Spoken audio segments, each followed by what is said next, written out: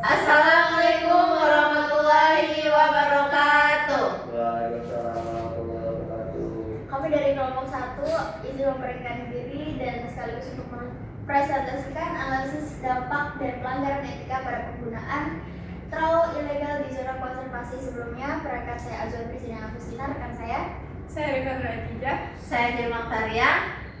Nah, untuk kasus kali ini sebenarnya itu situasinya dalam kapal penangkap ikan yang berada 2 hari di bawah komersial tangkapan bulanan.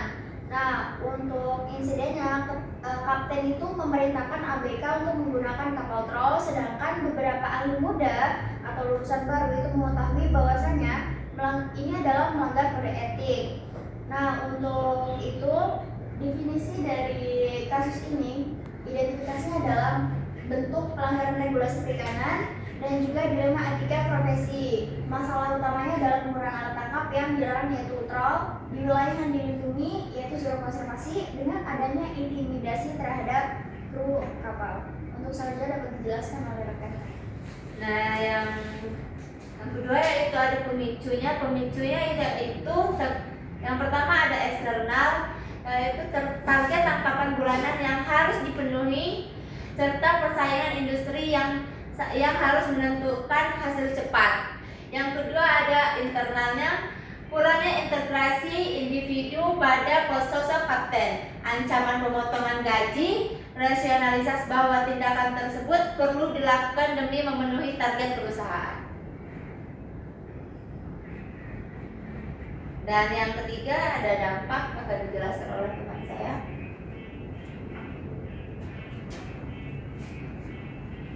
Adapun dampak dari studi kasus tersebut, yang pertama itu terhadap kru. Ada dampak personal, perwira muda menghadapi dilema moral dan risiko finansial seperti potong gaji jika terungkap, lisensi profesional mereka dan kapten seperti CP atau SIUP terancam dicabut, diikuti sanksi pidana. Yang kedua itu terhadap perusahaan, ada dampak institusional, yaitu resiko kerugian finansial dari denda hukum, pencabutan izin operasi kapal hingga kehilangan kepercayaan dari pembeli atau buyer internasional. Yang ketiga terhadap lingkungan atau dampak sistematik, yaitu penggunaan trawl di zona konservasi menyebabkan kerusakan habitat laut jangka panjang dan degradasi ekosistem yang mengancam keberlanjutan sumber daya ikan.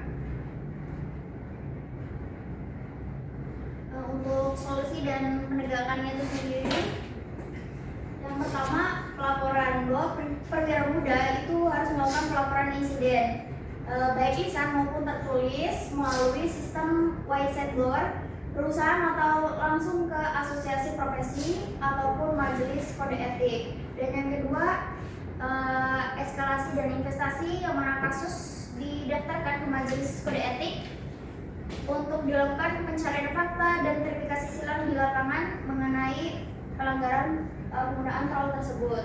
Lalu yang ketiga sering internal, jadi melakukan pemanggilan kapten untuk pembekalan hukum yang dilanjutkan dengan pemberian sanksi berdasarkan bobot pelanggarannya. Nah, yang keempat eksekusinya, yang mana mengingat ini adalah pelanggaran berat yang mana illegal fishing dan intimidasi, kapten dapat dikenakan sanksi pemutusan yaitu pencabutan lisensi atau PHK tidak terhormat. Dan yang terakhir tindakan preventif atau pencegahan, perusahaan wajib melakukan internalisasi kode etik.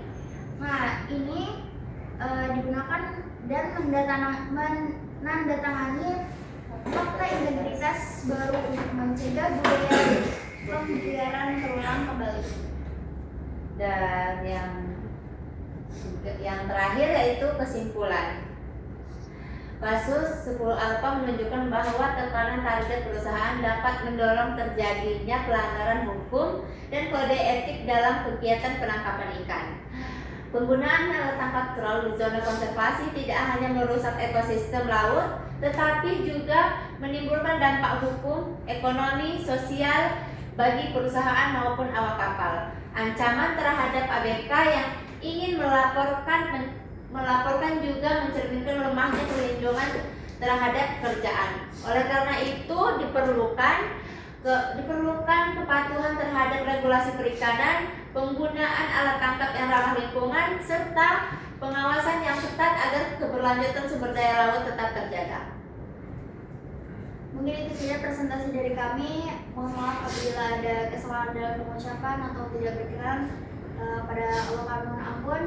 Wassalamualaikum Warahmatullahi wabarakatuh.